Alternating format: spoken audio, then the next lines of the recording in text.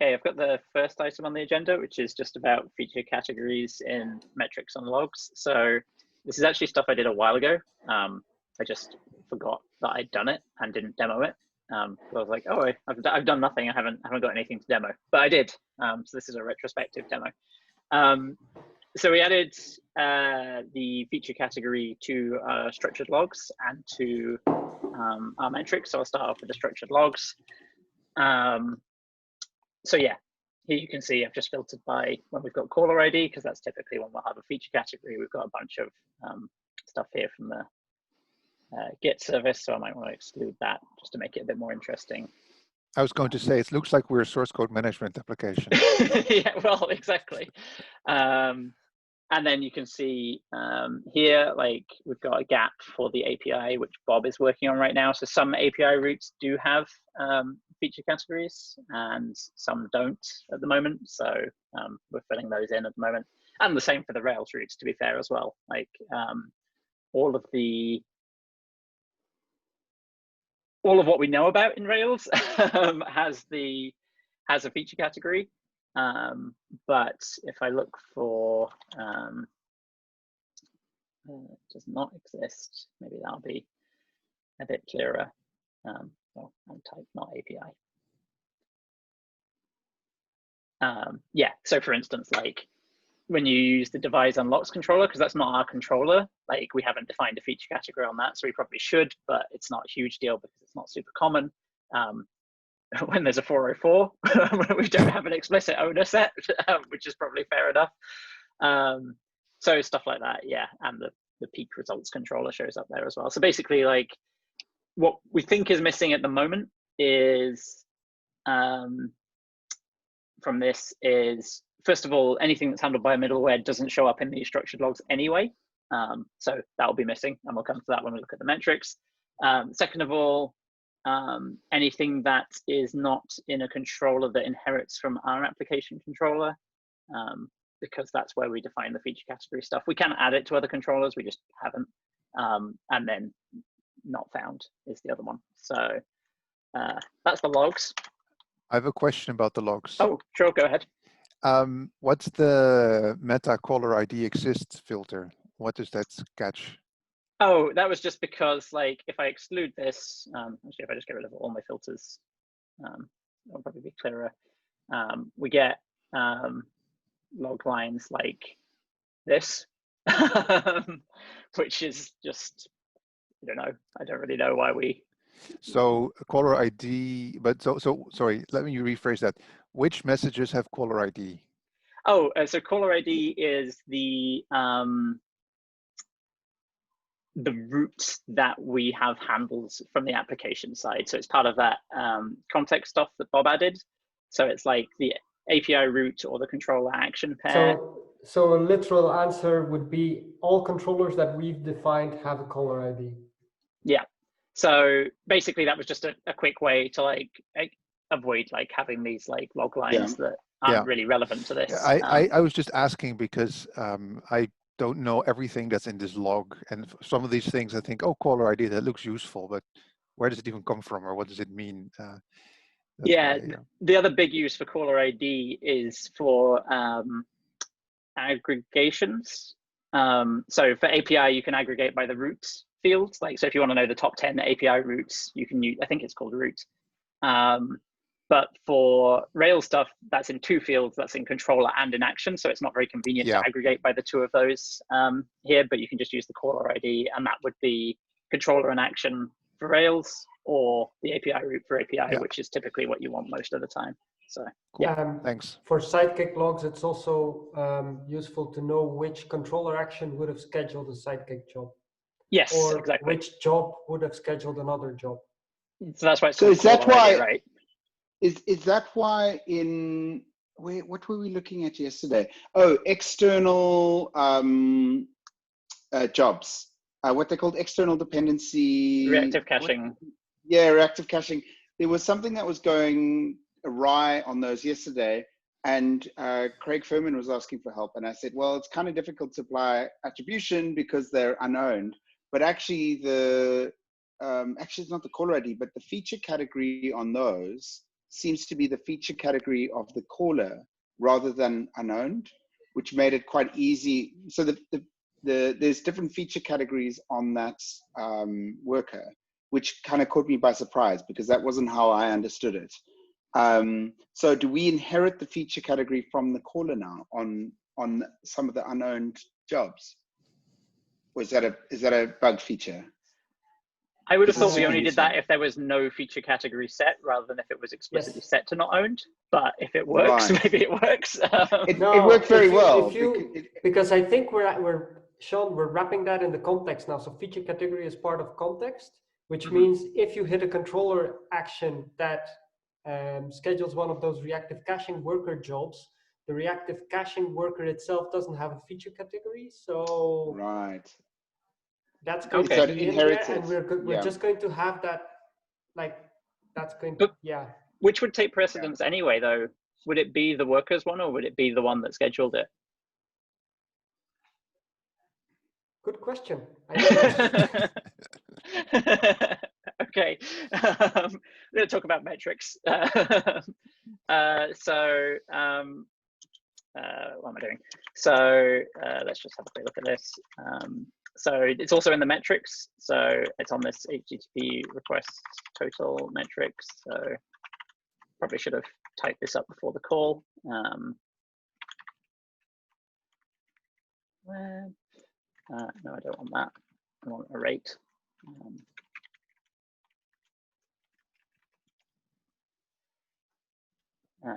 So if we look at this, we'll see what the distribution looks like over time for web. It's also mostly set for Git because most of the Git Rails traffic is Rails controllers. So that's kind of like a happy accident. These are pretty much all polling, E-tag caching. So if I do, let's just do 2xx codes, those will drop quite a bit. So the E-tag caching endpoints do now have the feature category, but yeah, they show up a lot because we get a lot of 3xx responses. Got a lot of not owned. Still got quite a bit of unknown somewhere. It was in the top 10 yesterday at least. When I looked, oh, it's sort of down there. That mostly seemed to be like the redirects that we do in the Rails routing. If you clone just with the repository URL, we like redirect you to the .git version. So that all works, but that doesn't set a feature category. And then for API, we will also have some feature categories set, and Bob's adding more. Yeah, unknown, not owned. I meant not unknown there. And we've got some issue tracking and user stuff, and Bob's just added some more ones. All the ones beginning with A, Bob's just added to match the theme from before. So that's that. The only other thing I wanted to mention there was the way I did this, because I wasn't really sure the best way to like exfiltrate like what the controller thinks into this rack middleware. So it's actually a header that is just in the response. So if I do, oops.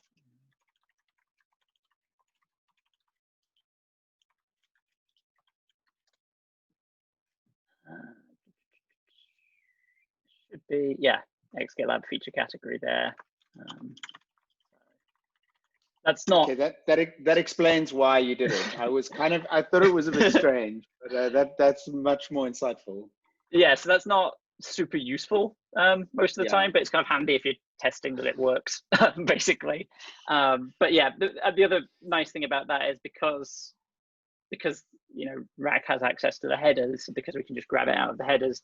It means it was very easy to like implement that for the API, which is great after we'd implemented it for Rails, because all Rails and Grape need to do is set the header, and then the middleware will just deal with that in the same way, both ways. So and the middleware could remove the header if it wanted to, right? Exactly, yeah. I just figured like, you know, might be useful. It's not really a secret. the source code's public anyway, right? So yeah, it's more about like header what bloat / waste, but yeah. So yeah, any questions on that? That's the error budget page. Have you started on that? To the extent that I asked you that question earlier, that should tell you where I am with that project. So I added the recording rule for this and the significant labels for feature category. So now we generate a recording, or we will, once my MR is done, we will generate a recording rule that includes feature category for this HTTP request total metric that we were just using. And then we can use that recording rule metric on the error budget page to split this out by feature category, like we do for Sidekick already. Yeah. So, how many? Go ahead, Jakob. I wanted to ask how many Prometheus metrics get this label on them? Like, what's the cardinality impact of having this label? For the web, for the Rails side of things, it's just the HTTP request total at the moment has the feature category label on it. Because I think it's also why we moved the status label from the histogram to the counter, because otherwise, if we would add feature category to that as well, that would not be nice. That will multiply, yeah. Yeah, Bob and Andrew recorded a video about this, which I watched today, led to my question, and I can put a link to that in the doc as well, which sort of talks through why we put that there. So yeah. The other thing that this brings to mind, like that error budget page is like not that great, and I say that as the author of it. One of the things that we could consider doing, and this also ties in with teams coming along and wanting to put their charts into Grafana, and they're not really fitting on the service overview page. So at the moment you'll have service overview, and then you'll have some very specific like chart, which is not an overview at all, but it matters to a team.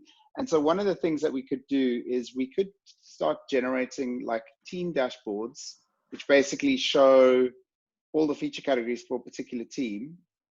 And then we give them their own like little dashboard, and they can extend it in the same way that the service overviews can be extended. Some of it's generated, and then some of it's like that. And then they can go there and say, this is your dashboard, this is where you can see your kind of view of the world. And if you want to add things, you can add it here. And at least now we'll have some data, because before we could do that, but there would be nothing to put on there except some Sidekick stuff. Mm-hmm. Yeah, I think now is the point where we can definitely start doing that, because I think what's nice about having this in metrics specifically is that like it's really easy to say like, okay, I think not owned or unknown or whatever is too high, like let's squash some of those, and then like maybe be like, it's kind of okay for now, like we've got enough to like give that to teams. So yeah, that sounds interesting. Yes, I need to add it to the error budget dashboard in the first place though.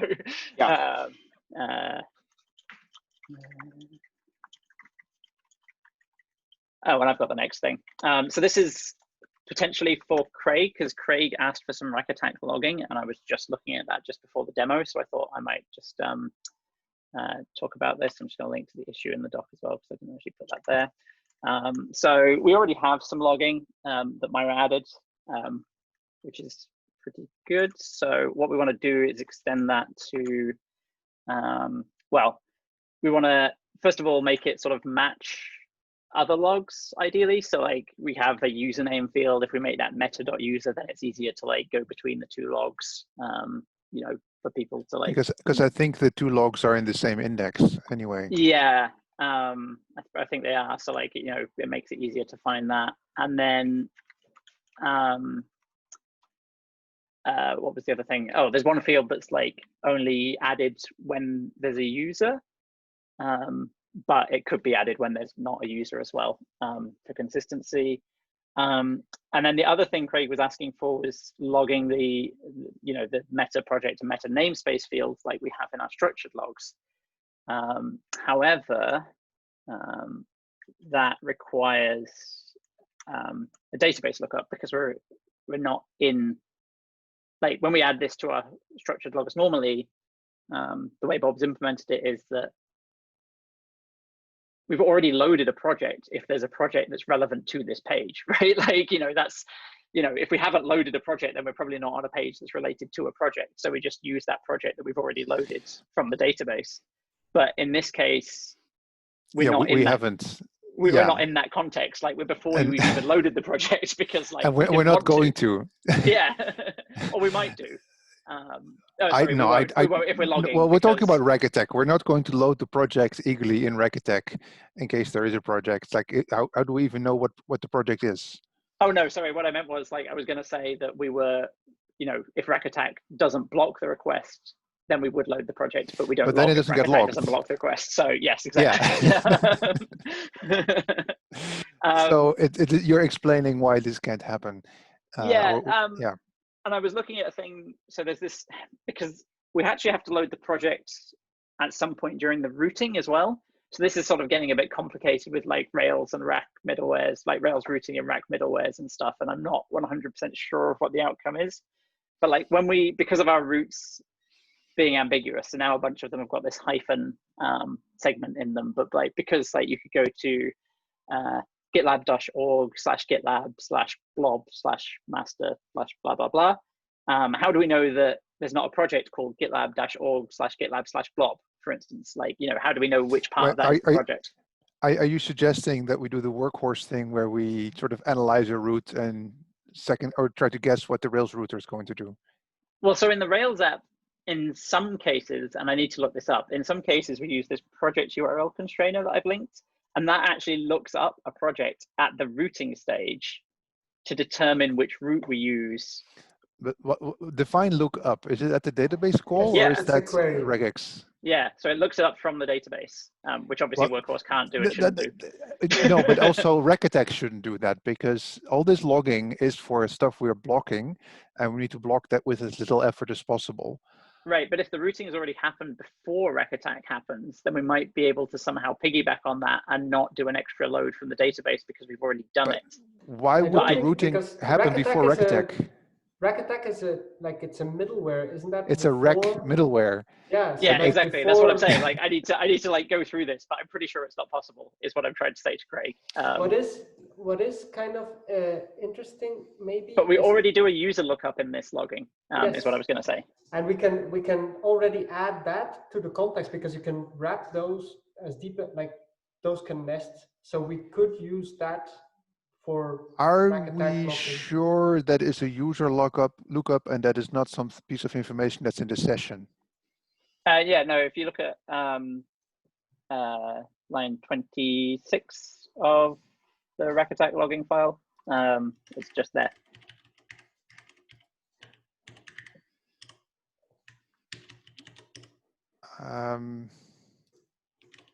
Of the logging file, 26. Yeah, and that's actually where we're doing the lookup. Yeah, but what I'm also curious about, and I haven't looked it up yet because I only started working on this like now, is that we get the user ID from the Rack-Attack match discriminator field. But to know what the user ID is, we have to have done something with their session or their personal access token in the first place, which also implies that there might be a lookup at that point. Wait, why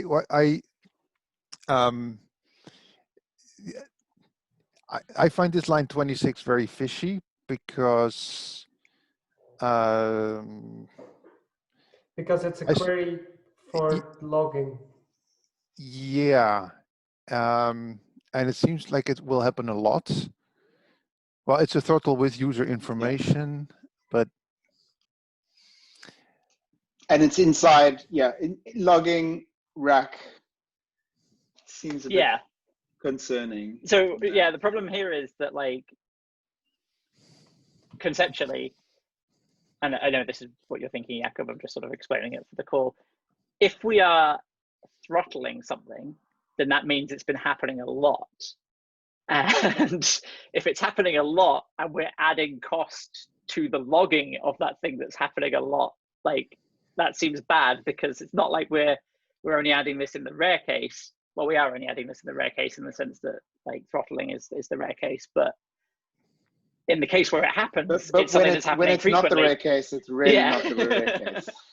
So Yeah. I think that's a fair point, and that is kind of fishy, which is what I was saying about the match discriminator thing. Like, if we've already looked up the user somehow to get that match discriminator, maybe we should just But shove the username in there.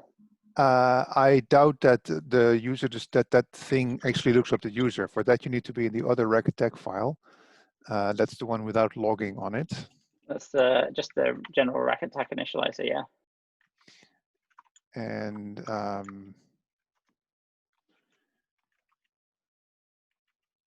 where does the... So there's authenticated So API. the discriminator is the value returned by the throttle. Okay. Because the idea is that you have one counter per discriminator, so you can have different users and not all of them hitting the same limit at once. And that's that authenticated user ID thing that we're using in there. Yeah, I would guess it's that. And I think at the very least, we should just print out the user ID and not a username. Like, we don't need to do that lookup. Like, just having the discriminator would probably be sufficient for most investigations. Well, there's an implication when we get this user ID in that file that Yaka mentions, because we do request authenticator.user.id. So yeah, right. So if we've already done that work, yeah, then I think if we're gonna, basically that says we can log one of them for free, like the ID or the username, because we can use one of them as a discriminator. I would be tempted to use the username as the discriminator because that's more useful in logging. And from a rack attack perspective, it doesn't matter. Oh, Bob's linked to something that might be useful. That's where the user is loading, like from where we're just coming, the rack attack thing. yeah, I was looking at the same thing. So it's actually multiple database lookups potentially, well, not just one. no, actually, there's a file called auth-finders, and that does but that may do a database lookup. So okay. that's I'll look into it. Yeah.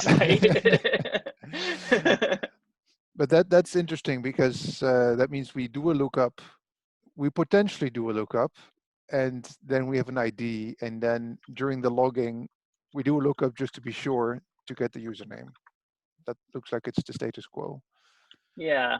I'll make a note of this in the thingy anyway, and I'll see where I go from this, because yeah, figuring out what order all this stuff happens in and what database queries happen in middleware and stuff is like always kind of a hassle to figure out. Yeah, I need to look into it a bit more, but if I can now send this section to Craig of the call and say, like, here's why we might not be able to do project in namespace. but maybe we can't really say we're not going to do it because of SQL if we're already SQLing all over the place. However, well, if we could do project and namespace based on the paths, right? If we store the path somewhere so somebody can enter a path and then like limit that or don't limit that, and then compare that part of the route or see if that's included, then couldn't we use that without database queries? Yeah, we could try the workhorse guess based on a regex thing, I think is where you're going with that pretty much. Yeah. Yeah. We're not, this project is not about optimizing rack attack. So even if rack attack looks fishy, or if we have concern about these SQL queries, I'm not sure if we should be jumping to the conclusion that we now need to change how that all works. I'm actually just wondering, like, I think it's more about not introducing anything like that, like not making it worse. So based on the user, we could do, because it looks like we might have probably loaded it anyway. But if Craig asks, or like if we want to add rate limiting based on project or namespace, we don't want to query for the project or namespace, maybe we can do it. Yeah. I'm also just wondering, like, can we use, does it have to be like a basic type as the discriminator? Could we not just use the user object, the full user object as the discriminator? Because that would make it even easier. I suspect that it becomes part of a key in Redis. Yeah. Right, okay. If your object has a memory address in it, then that's bad. And if it has a SQL ID in it, then it's good. Okay. And an Well, active record. I mean, if yeah. Yeah, I'll take a look. But yeah, so my goal here is to, if possible, remove database lookups from the logging, but certainly not add them, and to log the most useful things given those constraints, basically. So Jakob, did you want to ask your related question? Oh yeah, my hijack question was about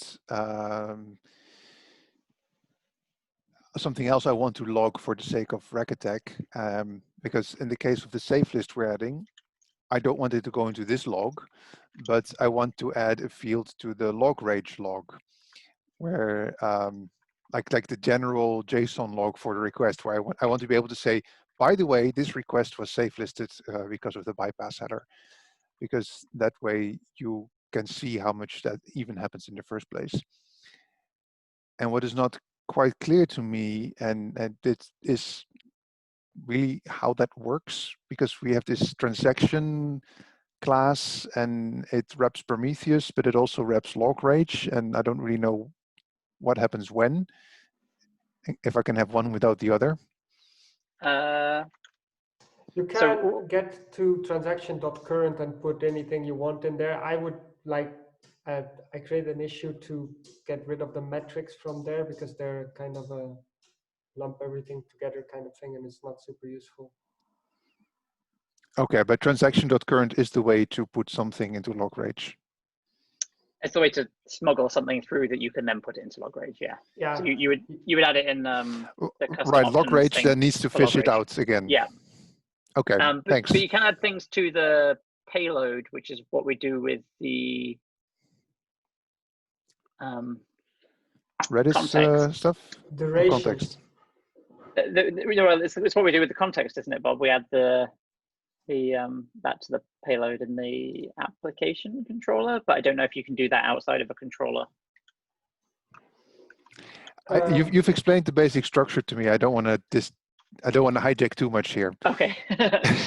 Cool. Thanks. You've already got your answer. Cool. I think Andrew, you're next. Cool. I thought this would be like a nice filler if we had extra time, so we got a little bit.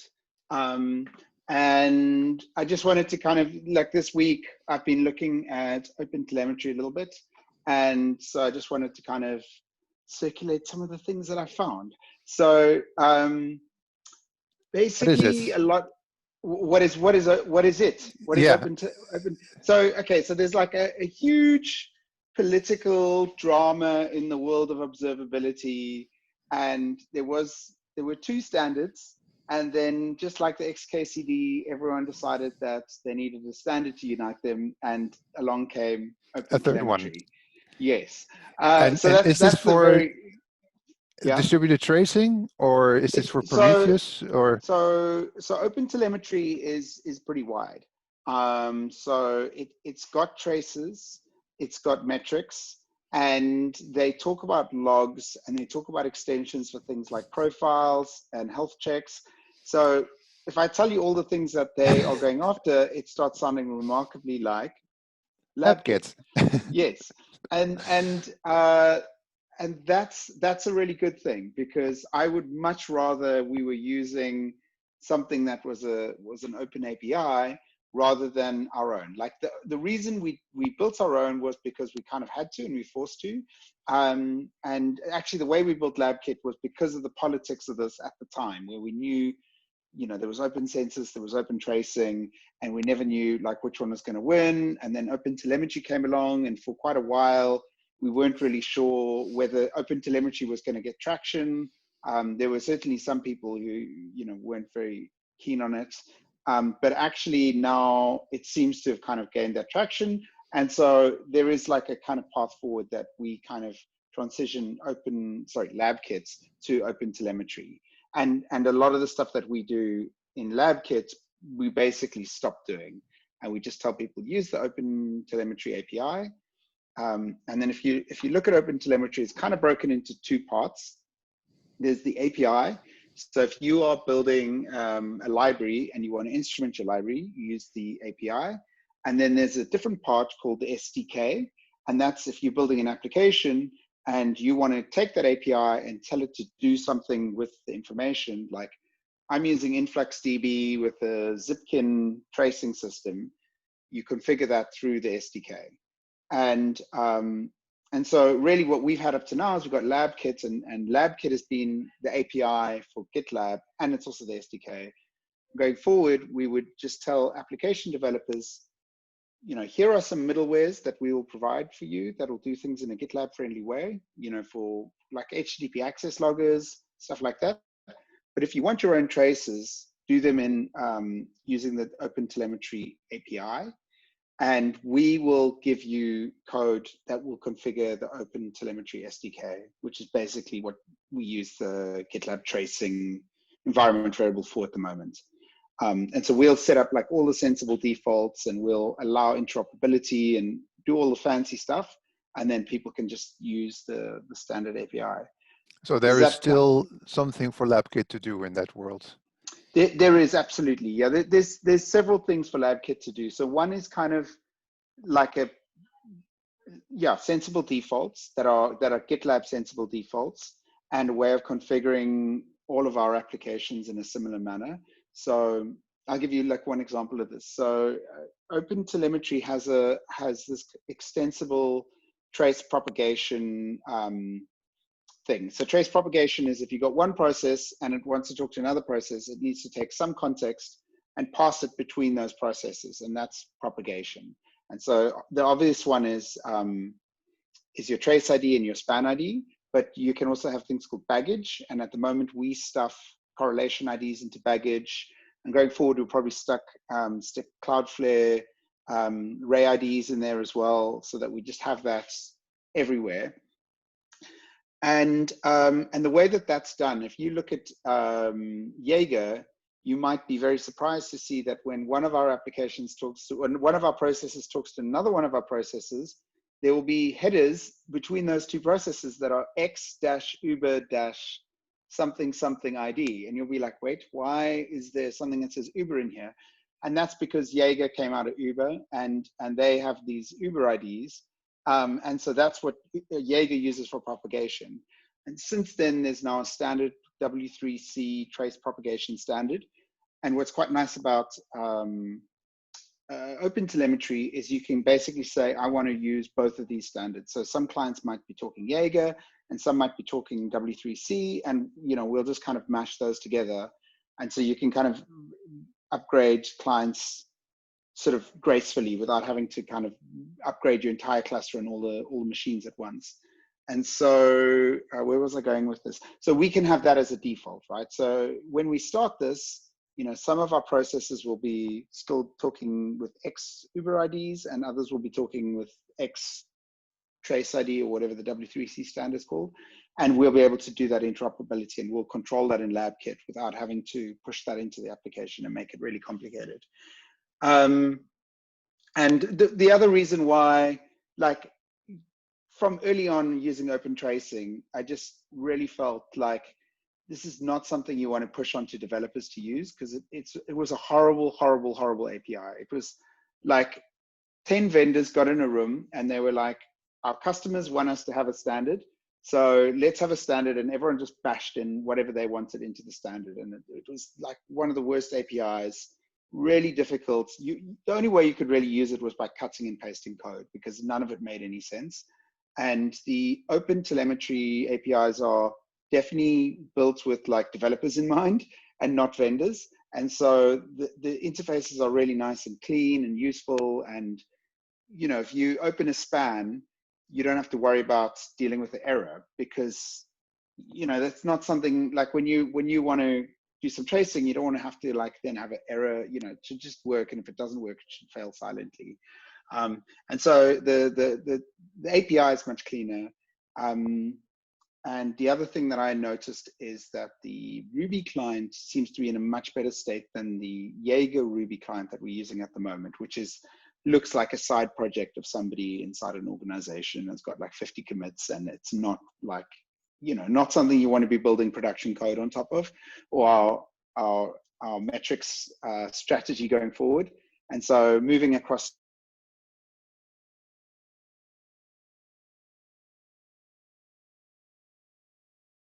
And then the other part, which is really nice, is, sorry. Complete tangent. Yeah, the other thing that's really nice is that the way that we built lab kits, especially on the Ruby side and the Go side, is we compile in like all of these different clients. So we've got like Lightstep in there, we've got Datadog, and every different we want to use, we have to compile in and make the binary bigger and bigger and bigger. And with OpenTelemetry, there's quite a simple abstraction where your process will send to an agent, and this is something that happens in tracing already. So the process is sending to an agent, and the agent's doing some work and then sending it off to be persisted. And one of the steps that they've made in open tracing is, instead of that agent being like a Jaeger agent, an Elasticsearch agent, a Lightstep agent, it's just an OpenTelemetry agent, and it talks OpenTelemetry protocol. And then the very clever part is that agent then will talk to Datadog, and it takes care of the complexity of that. So we don't have to compile like 5 different clients into Workhorse in order to talk to Datadog, Lightstep, and the others. We just talk, it's a very confusing name, OTLP. So not OLTP, OTLP, which is a protocol. And so I just started taking a look at it because we've got, the interface that we've got for tracing at the moment is quite limited. And people are starting to say, hey, I want to do this and I want to do that. And they're starting to add the open tracing code into the application, because LabKit doesn't have, LabKit's got very limited tracing abilities. It's basically on things going into a project and things leaving a project that we do the tracing, pretty much. And so people are starting to pollute their code with open tracing code, which is going to kind of compound over time and make it much worse to get rid of all of that. And so, like GitLab has got some open tracing code in it now, unfortunately, that we're going to have to get rid of. And there's more pressure, more people want to do this, and so it's going to start happening more and more. So I think that's why I started considering this now. And but it's been really positive, because we can upgrade LabKit to go from open tracing to OpenTelemetry without changing the clients at all, except for the clients that have already started using open tracing directly, and that we'll have to fix. But as far as I know, there's only one case of that at present, but that's going to get worse, especially as Jaeger comes online and people see the advantages of this. I was about to ask about the last thing you just said. If people are adding open tracing code, that means they expect to see the data somewhere, and where are we with that? And you just said that it's not online yet. It's in staging.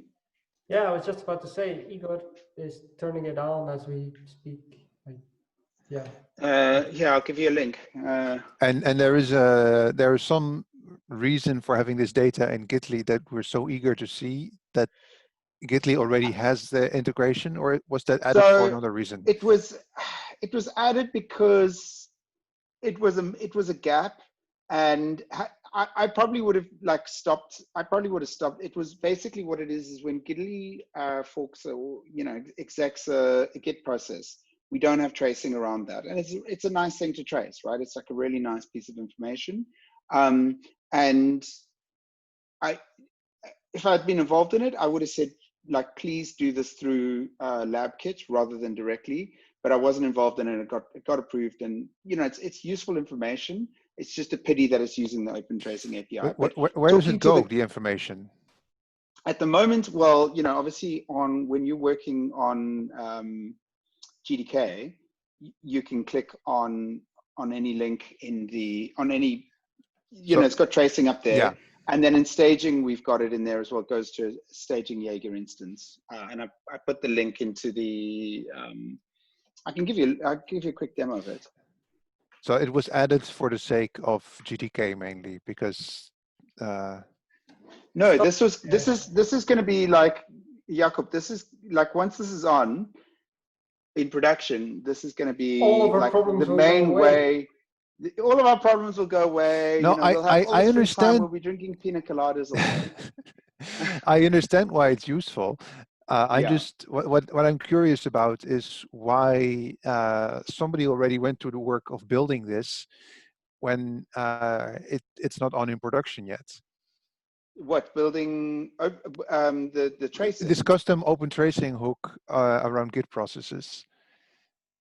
Well, everything else, like literally everything else is instrumented, right? I did all of that work about 2 years ago, and I did it in the hope that it would so shortly be followed with a production Jaeger instance, and the second 2 years for that production Jaeger instance to come through. But the tracing is still super useful, right? Can you see my screen? Yes. Yeah. So like, you know, here you can see what's going on here. I think we might have to trim it down a little bit. It's a little bit noisy at the moment. And also the other thing is we're definitely still losing some spans. And so when you see this kind of weird stuff where, you know, you've got a call and then it's kind of like disconnected, you know, what's happened there is that information's been dropped. And so that's one of the things that we need to fix.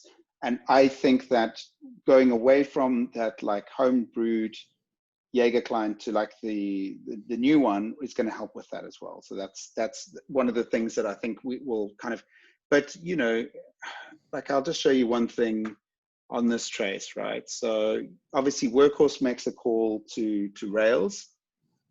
And if we open up this trace, you can see after, you know, 100 microseconds, we started the connection.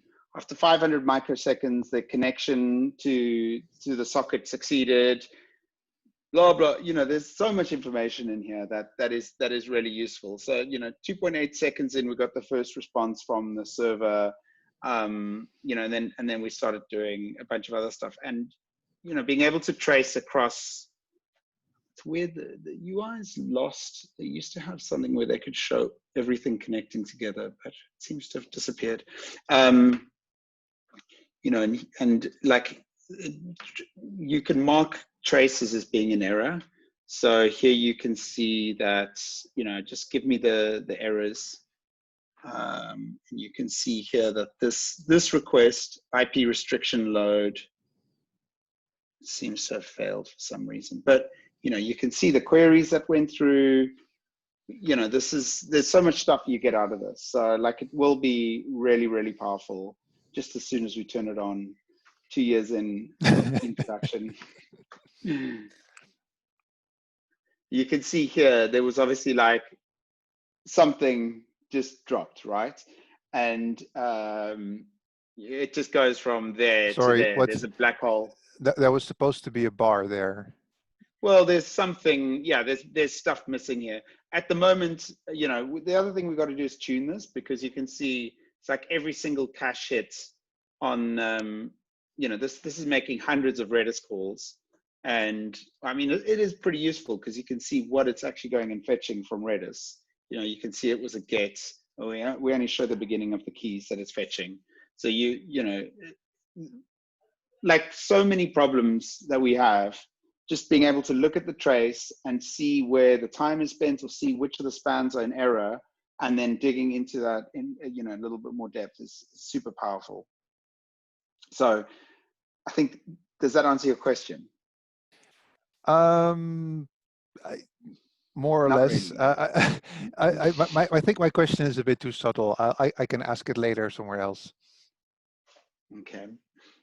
I'm glad. It's great to see that we're making progress on this, because I remember you working on this 2 years ago, and I've always been wondering what happened with it. It's been in GDK, and there are people that use it. I've used it in GDK. Yeah. Yeah. But you know, mostly I think it's going to be really useful for incidents and you know, understanding what's happening there. So anyway, part of that we'll probably move over to OpenTelemetry and kind of adopt a lot of the OpenTelemetry stuff. And the first step of that, I've got a merge request, and it compiles in Workhorse. It doesn't compile in Gitly, but the reason it's not compiling in Gitly is because there's a gRPC like upgrade that's broken in Gitly, something to do with the load balancer. The Gitly Ruby APIs load changed. balancer. Yeah. Yes, our favorite. There's only one person who can maintain that, and he's not on the Gitly team. Well, no, I'm being unfair, but it's a really weird thing that I left behind there for other people to work on. So. Well, we do have Gitly Ruby in our, you know, we can see Gitly Ruby traces. So, ugh, it's all this twisting my body. So, how long is this over? The last, find that hard to believe. Here's a trace from Gitly to Gitly Ruby that failed. And so, you know, we've been talking about adding those logs for knowing which of the processes it is. But on the tracing side, we've already got that, right? Which is really cool. That's one of the reasons why I want tracing, because, you know, here you can see that this failed on, you know, well, theoretically, I should be able to see which PRIT it is. And if it isn't, we should be able to add it. But yeah, so there's, you know, there's process. It doesn't seem to have a PID. It should have a PID. But I yeah. just, in all earnestness, the Gitly Ruby load balancer is a really weird corner of Gitly, and I'm not sure who else has worked in there much besides me.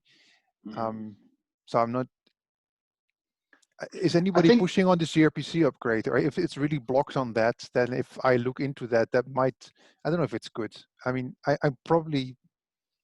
know what the load balancer is supposed to do. So from that point of view, I'm probably able to fix the problem, but it's not good if this is in Gitly and the Gitly team can't fix this problem. But I suspect it's just some silly like extra argument or something. Yeah, like you're right. Like I don't think we've it's had like those going to be before. like a total like no, it's probably something very silly. Yeah. Yeah. So, but anyway, I think the way that LabKit's going to go is LabKit's going to kind of shrink in size and become much smaller. And I suspect we'll just go all in on OpenTelemetry. The big problem there is that the OpenTelemetry APIs are not super stable either. So, but from what I've seen, the part of the API that you'd be using inside the application, like to open and close a span, is very stable. It's just the SDK part that's not stable. And so, you know, if you want to send traces to like a new endpoint, and you know, those things break, but that would be on us. We wouldn't have to kind of change 100 places inside Workhorse every time we upgrade it. And that will be pinned. Yeah. So I think that this is a good way to go, and we'll hopefully arrest the like, okay, we're just going to start using open tracing in the application because we want more traces problem that I'm seeing will be coming along. I don't know if that explains much, but that's what I've been looking at.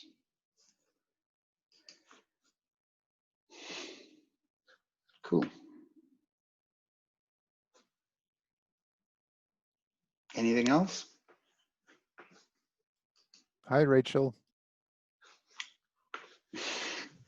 Sorry for being late to the party.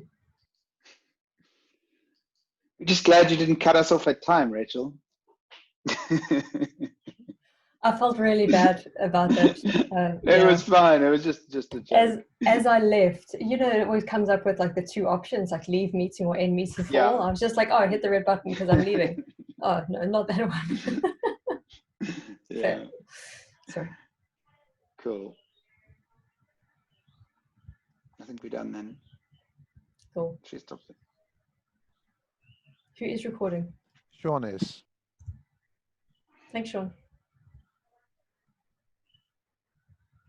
Okay, can I end the meeting? Yes, thank you. Great. Have a good Thanks. day, everyone. Bye. Bye.